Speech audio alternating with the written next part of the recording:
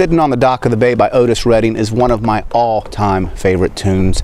Written in 1968, released on Stax Volt Records, and co-written by his guitarist Steve Cropper. I absolutely adore it. You gotta give credit where credit's due, people.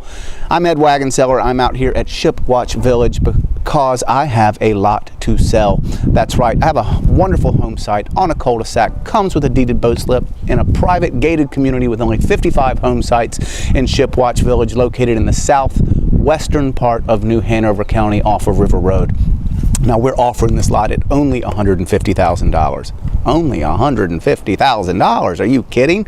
Actually, folks, when you put it in perspective, it's a really great deal. The two most recent lot sales out here, one was for almost $190,000. The other one was for almost $170,000. This one is only $150,000, and just like those, it comes with its own deeded boat slip. So you can sit on the dock of the Cape Fear River whenever you want. If you have any questions, feel free to reach out to me. You can find me on the web at edhomeseller.com. You can call me, you can text me, you can email me, you can telepathically communicate with me if you so desire. I will respond. Until then, I'm just going to be sitting here on the Cape Fear River.